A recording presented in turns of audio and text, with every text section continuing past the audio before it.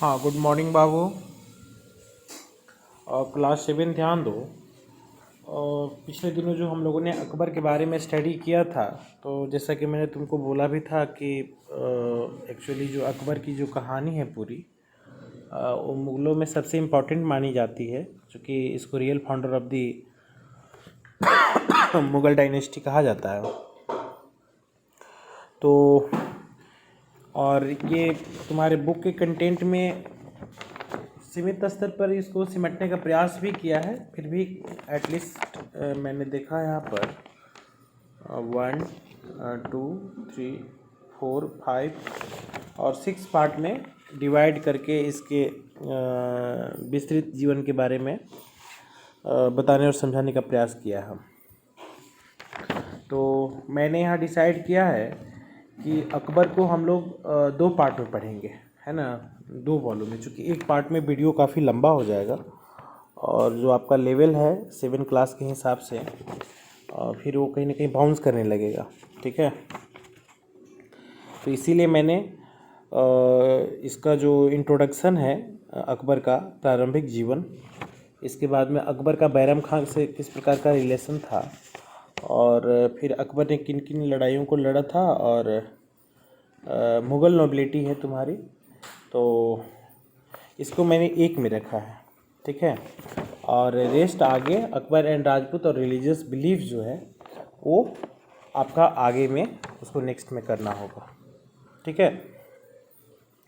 तो इस first phase में अकबर वाले जो सेक्शन से फर्स्ट फेज़ का वीडियो जो हम लोग आज बना रहे हैं, उसमें इंट्रोडक्शन से हम लोग प्रारंभ कर रहे हैं, जिसको तुम देखने सुनने और समझने का प्रयास करो।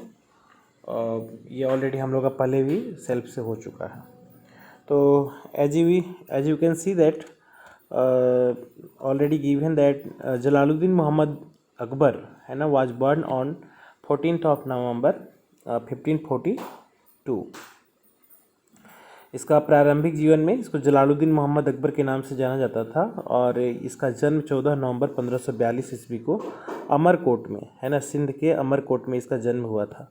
Akbar accompanied his father Humayun and mother Hamida Banu Begum to Kabul, where he was left behind, and his parents went off to Persia।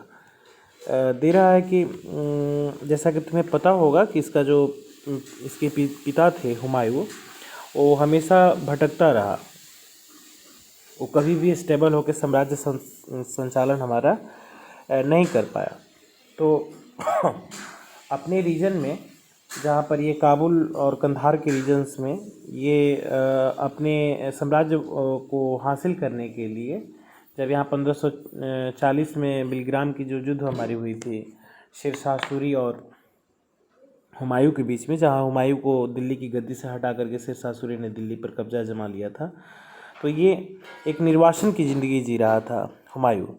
और ये चूँकि फरगना मध्य एशिया से ये लोग का संबंध रहा है हमारा मुग़लों का, तो ये अपने काबुल के क्षेत्रों में ना जो पैतृक मतलब बाबर का जो संपत्ति और साम्राज्य था, उस रीजन में अपने आप को स्थापित करने का प्रयास कर रहा था, लेकिन वहाँ पर अपने लोगों से ही उसे संघर्ष करना पड़ा। ये चीज़ें तुम्हारे बुक में नहीं दी हुई है, लेकिन मैं फिर भी उसमें डिटेल्स एडिशनली मैं तुमको बता दिया।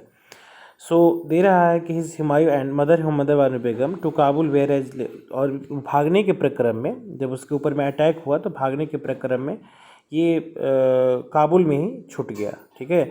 जबकि इसके मम्मी पापा यानी कि हुमायूं और जो हमीदा बानु बेगम थी, ये पार्शिया मतलब ईरान की तरफ, है ना, निकल गए थे, और ये काबुल में ही हमारा छूट गया। So when his father return to India he came with him. लेकिन देखो, इसमें इतिहास में कहा जाता है, जीवन के जो एक घटनाक्रम होता है हमारा, उसमें कहा जाता है कि जो जन्म से कोई दुर्भाग्यशाली होता है और जन्म से ही कोई सौभाग्यशाली भी होता है। मतलब एक व्यक्ति के जीवन में मिस फॉर्चून होता है, और एक आदमी के लाइफ में मतलब फॉर्चुनेट थिंग्स हैपन, है ना, भाग्यशाली होने का या कुछ ऐसी घटनाएं हमारी होती है। तो देखो, बाबर के जो शासनकाल के बाद हुमायूं का बचपन भी तो एक विजेता का बेटा था, अच्छा ही बीता था, और उसका भी बचपन जो था ना बीमार था, तरह तरह की परेशानियां व्याधाएँ थी। इवन बाबर बहुत जल्दी मर गया, फिर हुमायूं को शासन सत्ता मिला तो उसको संभालने में उसे काफ़ी मशक्क़त करना पड़ा। तो ऐसा ही हालात हमारे अकबर के साथ में भी था। लेकिन अकबर के जो रिलेटिव मतलब हुमायूं के जो रिलेटिव थे, मतलब जो अकबर के चाचा उचा लोग थे, चाहते तो अकबर को मार सकते थे। लेकिन अकबर के बारे में ऐसा कहा जाता है कि अकबर जो था जन्म से ही मतलब काफ़ी सौभाग्यशाली था। मतलब जीवन उसका समाप्त हो सकता था, लेकिन वहाँ पर उसका जीवन समाप्त नहीं हुआ, बल्कि सकुशल वो अपनी मम्मी पापा के हाथों में दे दिया गया। और अंततः वो अपनी मम्मी पापा के साथ यानी हुमायूं और हमीदा बानो बेगम के साथ में जब भारत वो लोग आए तो अकबर को भी साथ लाए। ठीक है, तो सबसे पहला तो बहुत कम उम्र में जो अपने विरोधियों के हाथ लग गया था अकबर, लेकिन फिर भी इसका जीवन बच गया। तो ये एक बहुत बड़ा सौभाग्य था उसके जीवन में। मतलब समझो कि एक जगह उसके पिता यानी कि हुमायूं के जीवन में दुर्भाग्य ही दुर्भाग्य था। चूँकि लेनपुन ने कहा था हुमायूं के बारे में कि हुमायूं ठोकरें खाते ही पैदा हुआ और ठोकरें खाते ही हुए ही इस जीवन को अलविदा कह दिया। जबकि अकबर का भी जो बचपन था बहुत अच्छा तो नहीं कहा जा सकता है, क्योंकि उसके फादर का असमय देहांत हो जाना, इवन उसके अपने रिश्तेदारों से साम्राज्य को हासिल करने के लिए मुसलमानों में मारकाट तो मची ही रहती है हमारी, ऐसे उसमें छूट जाना, फिर पुनः दोबारा जीवन मिल जाना एक तरीके का, तो एक बहुत बड़ा फॉर्चून था। देखो आगे आगे अकबर के जीवन में और भी कितने सारे सौभाग्य हमारे होते हैं।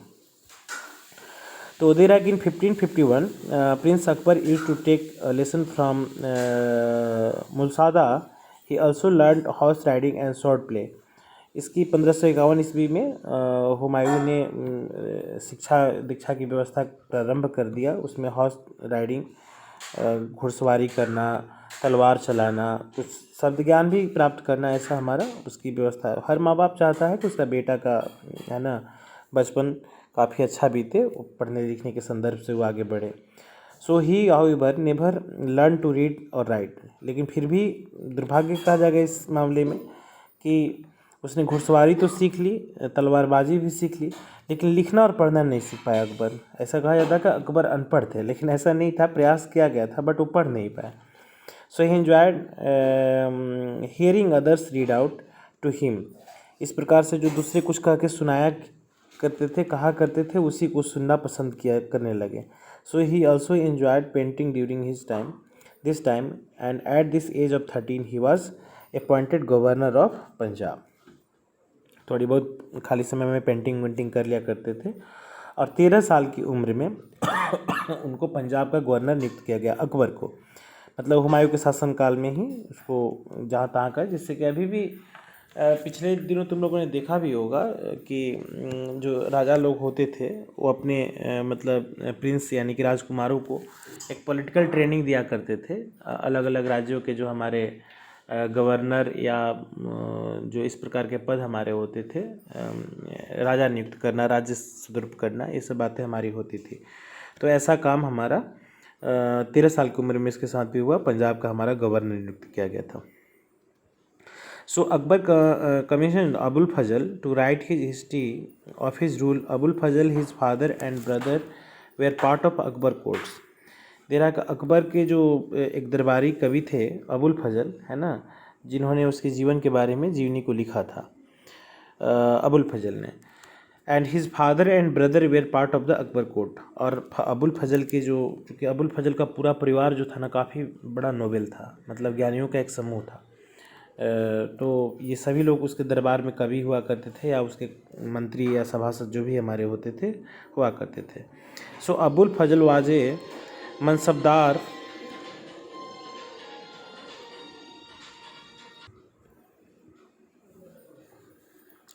हाँ, तो ये काफ़ी इम्पोर्टेंट दरबारी थे हमारे। सो Abul Fazl was a mansabdar in Akbar's court and the closely watch the activity at this time. उस समय मनसबदारी प्रथा प्रारंभ थी। वो आर्मी में एक हमारा रैंक हुआ करता था। 10-10 मनसबदारों के ऊपर में एक एक पोस्ट हमारा जनरेट हुआ करता था। जैसे अभी आज वर्तमान में है ना कि जैसे कि सबसे नीचे में सिपाही हो गए, फिर उसके ऊपर में हवलदार हो गए, फिर ये असिस्टेंट सब इंस्पेक्टर हो गया। तो इसी प्रकार का हमारा पद हुआ करता था आर्मी में। तो वो मनसबदार भी था हमारा, और अकबर के कोर्ट में वो काफ़ी क्लोजली चीज़ों को ना एक्टिविटी, तमाम प्रकार की गतिविधियों को वॉच करता था और कलमबद्ध भी करता था, चीज़ों को ना कॉपी में, बुक में लिखा भी करता था। So he was a great admirer of the emperor and produced many works. The most well known as Akbarnama और द हिस्ट्री ऑफ अकबर। और उसने जो एक पॉपुलर बुक लिखी थी जिसका नाम है अकबरनामा, जो बायोग्राफी ऑफ अकबर था, ये अबुल फजल के द्वारा ही लिखा गया था, जो उस समय के सबसे अच्छे साहित्यकारों में से एक हमारा माना जाता था। चूँकि अकबर एक बहुत ही महान शासक थे और उनकी जीवनी को कलमबद्ध करना, यानी कि मिडाइवल ईरा के हिस्टोरिकल कंटेंट को जानने का एक सबसे बढ़िया और बड़ा लिटरेरी सोर्स हमारा साबित आज के डेट में हमारा होता है। So it took him 7 years to complete, लगभग 7 साल लगे इसको कंप्लीट करने में। And the original manuscript contain a number of paintings supporting the text. और उसकी जो ओरिजिनल कॉपी थी, मैन्यूस्क्रिप्ट मतलब जो पांडुलिपि जिसको हम लोग कहते हैं, हाथों से जो लिखी हुई होती है, उसमें बहुत सारी छोटी छोटी चित्रों से है ना सुसज्जित किया गया था। बुक जो होता है ना काफ़ी अट्रैक्टिव लगता है जब उसमें, मान लो कि अकबर के जीवन काल के बारे में लिखते हो, उसका फ़ोटो उसमें बना दो, चिपका दो, तो वो काफ़ी अट्रैक्टिव। तुम्हारे बुक में भी किए हुए देख सकते हो यहाँ पर, है ना। उसका एक मिनट मार्कर, हाँ, अब देखिए आप ही की बुक में ये है ना, तो इसको देख सकते हो कि अकबर का जो जीवन था, बैरम खां कैसे थे, अकबर का लुक कैसा हमारा हुआ करता था, उसके दरबार में कौन कौन लोग बैठते थे, शान शौकत कैसा हुआ करता था हमारा, ऐसा, ठीक है।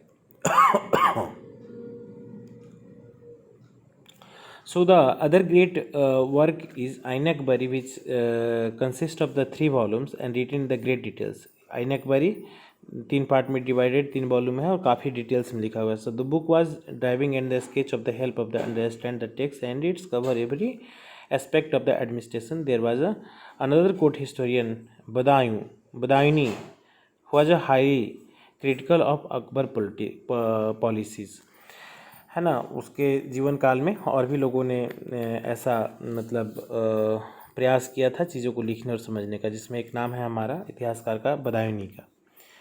सो नेक्स्ट है, चूँकि तुम्हें पता होना चाहिए कि अकबर बहुत कम समय में गद्दी पर बैठ गया था। तो नेक्स्ट है तुम्हारा ये बैरम खां। ये काफ़ी इम्पोर्टेंट है, चूँकि बैरम खां उसका सेनापति हुआ करता था, आर्मी चीफ हुआ करता था। और यहाँ पर भी एक चीज़ देखने को मिलता है तुम्हें, एंशिएंट हिस्ट्री में तुम लोगों ने पढ़ा होगा कि कैसे आर्मी चीफ जो हुआ करते थे कि राजा लोग के अचानक निधन होने के बाद में उसके जो प्रिंस यानी कि राजकुमार होते थे, उसके कम उम्र होने पर उसकी हत्या करके खुद शासक बन जाते थे। लेकिन यहाँ बैरम खां भी एक बहुत बड़ा मतलब वफादार निकला अकबर का, और यह अकबर के जीवन का एक बहुत बड़ा फॉर्चून थिंग्स भी है, यानी कि इसका एक बहुत बड़ा सौभाग्य भी है कि इतनी वफादार और ईमानदार मतलब सेनापति का संरक्षण इसे प्राप्त हुआ। अदरवाइज़ 13 साल की उम्र कोई बहुत ज़्यादा बड़ा नहीं होता है कि इतने बड़े साम्राज्य को संभाल सके कोई लड़का, है ना। लेकिन उसे बैरम खां नामक एक सेनापति का संरक्षण प्राप्त हुआ। इस तरीके से अकबर का भाग्योदय होने लगा और धीरे धीरे ये आगे की तरफ बढ़ने लगे। सो बैरम खां का जिक्र करना यहाँ पर काफ़ी ज़रूरी है। Territory inherited to the Akbar had no definite kingdom. Actually जब वो साम्राज्य संभाला तो उसका कोई निश्चित सीमा नहीं थी। So Kabul and Bengal were almost independent. Kabul जो इसी के पूर्वजों का था एरिया, वो इंडिपेंडेंट था इन लोग से अलग। बंगाल भी लगभग उस समय इंडिपेंडेंट था। Malwa, Gujarat and the Rajput were no longer loyal to Delhi in Deccan. There were 5 independent state in the south. So there was the Vijayanagar kingdom. दे रहा था कि साउथ में भी इसकी बहुत ज़्यादा वर्चस्व नहीं था। 5-5, 6-6 राज्य हमारे ऐसे थे, इंडिपेंडेंट थे, जिसमें विजयनगर साम्राज्य की बातें कर रहा है।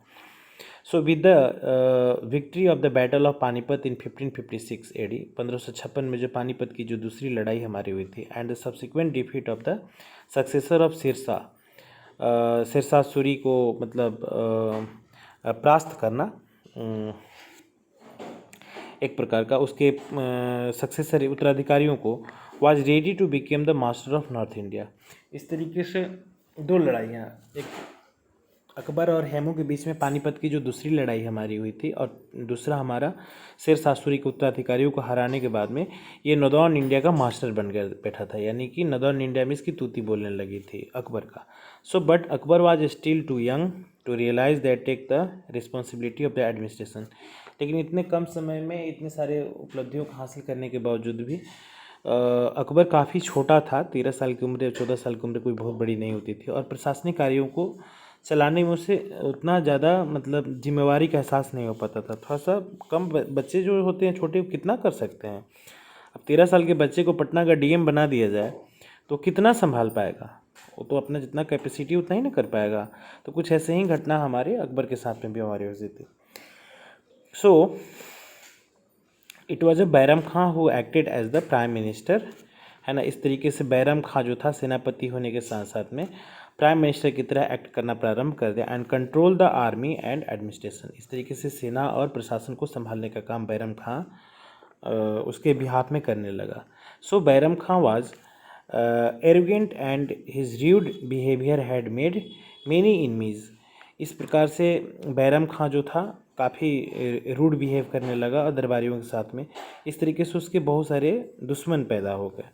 So encouraged by the family members, Akbar told Bairam Khan that he wanted to take over the reins of the kingdom in his own hands and on a privileges to Makkah. So Bairam Khan was killed by one of his many enemies in Gujarat after 4 years of the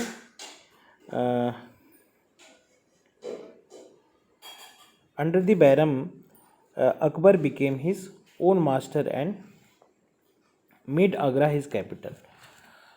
बाद में जब इसको लगा कि मतलब ये बैरम खां से मुक्ति चाहिए, तो उसने बोला कि अब मुझे इतना समझ आ गया है कि आप मुक्त हो जाएंगे और आप हमको साम्राज्य डायरेक्ट सौंप दीजिए और मैं साम्राज्य को चलाने के लायक बन चुका हूँ। ये कहीं ना कहीं अपने दरबारियों को खुश करने के लिए और बैरम खां के विरोधियों के सुनने के बाद ऐसा अकबर ने फैसला लिया था।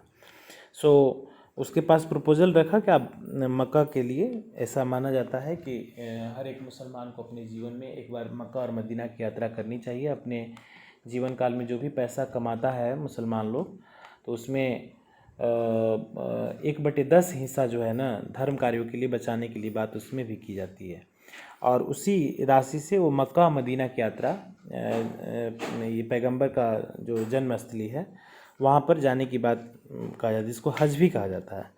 और ऐसा माना जाता है कि एक बार जो मक्का की यात्रा कर लेने से उसका जीवन सफल हो जाता है। जैसे हमारे यहाँ हिंदुओं में तीर्थ में होता है ना, जो 4 धाम की यात्रा करने के लिए लोग कहते हैं, या तुम्हारे गंगा सागर की यात्रा कहता है कि जीवन में एक बार कर लेना चाहिए, इससे सफल हो जाता है जीवन। तो उसी तरीके से मुसलमानों भी होता है, मक्का और मदीना जो जगह है काफ़ी पवित्र माना जाता है। तो इसने प्रपोजल रखा, लेकिन बैरम खां का जीवन जो था अंतिम समय काफ़ी दुखदायी भी था। उसको रास्ते में ही उसका मर्डर हो गया बैरम खां का। इस तरीके से बैरम खां समाप्त हो गए और अकबर जो था पूरी तरीके से साम्राज्य हमारा संभाल चुका था। सो नेक्स्ट अकबर की जो अब लड़ाइयाँ हैं, कौन कौन सी लड़ाइयाँ अकबर ने लड़ी थी। So Akbar set out on a plan of the expansion of it took him the rest of his life. इस तरीके से अगला जो जीवन उसका था उसने अपने साम्राज्य विस्तार के लिए लगा दिया। सो ही कंक्वेस्ट मालवा, 1561 ईस्वी में उसने मालवा को हराया, ठीक है। गोंडवाना का जो पार्ट था हमारा वहाँ पर 1564 में, चित्तौड़ और रणथंभौर को ये 1568 में, बट वहाँ पर फेल हो गया था ये। सो अकबर सबड्यूटेड गुजरात इन 1573, 1563 ईस्वी 73 ईस्वी में गुजरात को उसने जीता। So in commemoration of his victory over Gujarat he build the Buland Darwaza eight Fatehpur. Gujarat जीतने के बाद में उसने उसकी मेमोरी में बुलंद दरवाज़ा का निर्माण करवाया था फतेहपुर में, सिकरी में, ठीक है। So with careful thinking and preparation Akbar was able to capture Bihar and Bengal. इस तरीके से उसकी जो राजनीतिक सूझबूझ और कुशलता के कारण अकबर जो था बिहार और बंगाल पर भी कब्जा करने में सफल हो गया. So thus crushing the last Afghan kingdom in Kabul he defeated his half brother Mirza Hakim and handed over the administration to his sister. So perhaps this was the first time that the Mughal princes were allowed to administrator and important region. वो अपने भाई जो था अयोग्य था उसको हटा करके अपनी चचेरी बहन को वहाँ का शासन संभालने के लिए दिया था, और इस तरीके से उसने महिलाओं का भी उत्थान करने की बात की थी. क्योंकि मुसलमानों में महिलाओं को आगे बढ़ना या ये काबा और चोगा पहनना जो था ना मना था. चूँकि रजिया सुल्तान का एक बार मर्डर तुम लोग पढ़ चुके हो, दिल्ली सल्तनत पीरियड में हो चुका था, लेकिन इसके शासनकाल में इस चीज़ की स्वीकृति हमारी प्रदान कर दी गई थी कि अपनी चचेरी बहन को ही बना दिया था ऐसा. So Akbar was able to fix the scientific frontier of the empire with the conquest of the other area is north west by 1587. इस तरीके से 1587 ईस्वी तक है ना आते आते इसने एक बड़े साम्राज्य का हमारा लीडर बन चुका था. So Ahmednagar in the Deccan was annexed by the in 1600 में अहमदनगर जो साउथ इंडिया का पार्ट है हमारा उसको भी इसने ये अपने राज्य में शामिल कर लिया था. So Chand Bibi the aunt of the child ruler heroically defend of the kingdom but the nobles accuses treachery and the murdered her. उसका मर्डर कर दिया गया फिर बाद में. So but Akbar could not have complete control of Ahmednagar during his life time. लेकिन दुर्भाग्यवश अकबर भी 1605 में इसको अतिसार की बीमारी, अतिसार होता है एक तरीके का फूड पॉइजनिंग होता है, कुछ लीवर में प्रॉब्लम इसको आ गया था और ये 1605 में इसका देहांत हो गया. सो नेक्स्ट इसमें आगे बढ़ते हैं हम लोग. अगला है Mughal nobility. Mughal nobility. So when Babur came to India, he was accompanied by the number of Central Asian nobles, amirs called Turkmenis and the some Iranis. दे रहा था कि बाबर जब पहले होता था क्या ना कि जो पढ़े लिखे और बुद्धिजीवी होते थे ना, आज भी देखोगे, आज भी जो एक सफल शासक हमारा होता है वो पढ़ने लिखने वाले लोगों को काफ़ी तहरीर देता है और अपने आसपास में ऐसे इंटेलेक्चुअल लोगों का एक ग्रुप रखता है. तो ये बाबर ही मतलब एक पारंगत था और अपने साथ में ईरान और जो तुर्कीज़ वगैरह से बहुत सारे ऐसे अमीर यानी कि नोबेल्स को उठा करके लाया था. So some Afghan and Indian Muslim to became a nobles, है ना. नोबेल्स एक तरीके के ज्ञानी हमारे होते हैं, ठीक है. So these nobles were granted a jagir which consider to several villages in the towns. और उनको वेतन के तौर पर ना जागीर प्रदान की जाती थी. जैसे मान लो कि कोई बड़ा सा राज्य है उसमें टैक्स कलेक्शन हमारा होता है, तो 10 या 15 बड़े बड़े जो गांव थे जहाँ से टैक्स बहुत ज़्यादा आता था, फर्टाइल प्लेन जहाँ पर होती थी, वो एरिया दे दिया जाता था कि पर्टिकुलर जगह का टैक्स जो है ना राजकोष में नहीं आएगा बल्कि आपको वेतन भत्ता के तौर पर दिया जाएगा. So maintain and army to the help the empire. और इस तरीके से उनके साम्राज्य को संभालने में, सेना को मदद करने में इन सभी चीज़ों का सदुपयोग हमारा किया जाता था.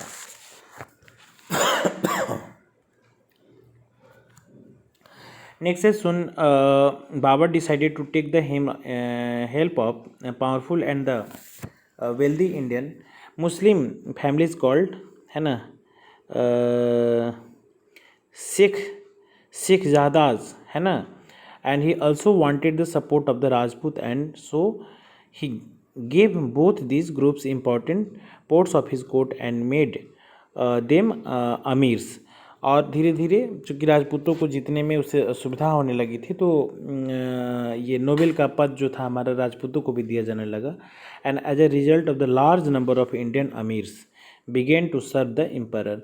और इस तरीके से ऐसे जो हमारे हिंदू शासक, और ये अकबर को कहीं ना कहीं पता चल चुका था, राजपूतों से मुँह की खानी उसे पड़ी थी, तो समझ गया था कि राजपूतों को कंट्रोल करना ताकत की बस की बात नहीं है, थोड़ा सा बुद्धि लगाना पड़ेगा. और उसने कहीं ना कहीं जागीर प्रदान करना या जोधाबाई के साथ में जो रिलेशन एस्टेबल करना, प्रेम संबंध बनाना, शादी में उसको कन्वर्ट करना, ये सब उसकी एक कहीं ना कहीं डिप्लोमेसी थी, कूटनीतिज्ञता थी.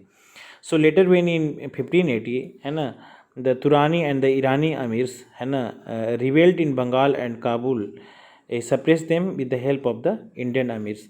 और इसका कहीं ना कहीं मुसलमान लोग विरोध करने लगे कि हिंदुओं को तुम क्यों बनाते हो अमीर और ये नोबेल्स वगैरह। तो उसने विरोध कर दिया, लेकिन उसको दबाने में वो सफल रह गया। So Akbar also gave his high post of the Hindus, है ना, लाइक राजा बीरबल एंड टोडरमल। और मैंने तुमको बोला कि अकबर की धार्मिक सहिष्णुता ही ना उसके इस्टेब्लिशमेंट का एक बहुत बड़ा फैक्टर था, क्योंकि उसे पता चल चुका था कि हिंदुस्तान में शासन करना है तो हिंदुओं को तहरीज़ देनी होगी। जबकि यही गलती बाबर और हुमायूं कर बैठे थे, जो बहुत कम समय में डिस्ट्रॉय हो गए। यही गलती क्या नाम है तुम्हारा, जहांगीर ने कर बैठा, जो उसको भी बर्बाद करने का एक बहुत बड़ा कारण बना। और सबसे बड़ी गलती हमारे इसी के शासन मतलब इसी के जो उत्तराधिकारी हमारा आगे का जो औरंगजेब था, जो उसने इंटॉलरेंट पॉलिसी हिंदुओं के प्रति लाने का काम किया, जो कहीं ना कहीं उसको डिस्ट्रॉय कर दिया। तो ये हिंदुओं को भी हाई पोस्ट प्रदान करता था। और उसके जो नवरत्नों की टीम थी उसमें हमारे जो प्रधानमंत्री थे बीरबल, वो हिंदू थे हमारे, इवन टोडरमल भी हमारे हिंदू थे। ठीक है, तो ये इसकी जो रिलीजियस टॉलरेबिलिटी जो थी हमारी, ये इसके सफलता का एक बहुत बड़ा कारण था। हिंदुओं के ऊपर में जो धार्मिक कर वगैरह लगते थे, जजिया कर वगैरह, उसको समाप्त करने में भी इसने काफ़ी बड़ी भूमिका निभाई थी। इसके बाद में हिंदुओं के साथ वैवाहिक संबंध वगैरह स्थापित किया। उसके साम्राज्य में पैरामाउंटेसी के कंसेप्ट को राज्य में मिलाया नहीं, बल्कि उसको बोला कि आप राज्य शासन करते रहें, हमारे सुप्रीमेसी में आप शासन करें। तो इस तरीके से बहुत ही राजनीतिक सूझबूझ के साथ में उसने अपने साम्राज्य को चलाया। और यही कारण था कि अकबर की एक स्वाभाविक मृत्यु हुई, वो कोई युद्ध में नहीं मारा गया। और उसको तो खैर भाग्यशाली तो प्रबल जन्म से ही था वो, और कोई आकस्मिक निधन भी उसका हो सकता था, जैसे कि तुम्हारा हुमायूं के साथ हुआ था कि वो सीढ़ी से है ना, दिन पनाह में लाइब्रेरी में वो फिसल करके गिर गया और उसको चोट लगी और मर गया। लेकिन ऐसा कुछ भी हमारा अकबर के साथ नहीं हुआ। अंततः एक्सीडेंटल डेथ ही कहा जाएगा, अतिसार की बीमारी से हुई थी, लेकिन तब तक एक अच्छी उम्र वो अचीव कर चुका था। और उस समय के शासनकाल में इस प्रकार का जो एज था हमारा, जैसा कि तुम्हें पता होगा कि अकबर के जन्म से उसके पूरे जीवन को जोड़ सकते हो, 1442 से है ना। तो 1442 से ये 8 साल इधर हो गया और 55 साल उधर, 63 साल। तो 63 साल उस समय की उम्र काफ़ी अच्छी मानी जाती थी। हालांकि राजा था और किसी दिन तक जीवन जी सकता था, लेकिन कब कौन मरेगा कोई नहीं कुछ कर सकता है हमारा। ठीक है, तो अगले नेक्स्ट फेज़ में हम लोग, इस वीडियो क्लिप में इतना ही। अगले वीडियो क्लिप में जब हम आपसे मिलेंगे तो अकबरों का राजपूत के साथ में किस प्रकार का संबंध था, जो तुम लोगों ने बना करके दिखाए भी हो, और उसके रिलीजियस बिलीफ, वो धार्मिक मत का कैसा था व्यक्ति, जिस पर अभी हमने थोड़ा सा ब्रीफिंग किया भी है। तो इसका डिटेल्स हम लोग नेक्स्ट वीडियो में, चूँकि यही वीडियो तुम्हारा 30 मिनट्स का बन गया, तो उसको अगर हम डील करेंगे ना कुछ एडिशनली, तो लगभग 1 घंटा से ऊपर हो जाएगा। जो आप लोग जैसे बच्चे के मतलब क्लास 7 के स्टैंडर्ड के लिहाज से देखा जाए तो एक वीडियो क्लिप में इतना संभव अगर है भी, तो आपको सीखने और समझने में परेशानी होगी। इसीलिए मैंने सोचा कि अकबर को मैं 2 पार्ट में करके तुम्हें बताने और समझाने का प्रयास करूँगा। तो अभी अकबर का जो एक वॉल्यूम है, आप इसको देखिए, समझिए। इसमें कहीं कोई दिक्कत आती है तो आप बात करिए। नेक्स्ट फेज़ में हम लोग मिलेंगे, तो नेक्स्ट क्लास में मिलेंगे तो अगला फेज़ का वीडियो मैं बना करके तुम्हें सेंड करूँगा। ठीक है बाबू, तो इसको आप ध्यान से सुनो। यदि कहीं कोई प्रॉब्लम आती है तो never leave can ask any question. Okay, चलो।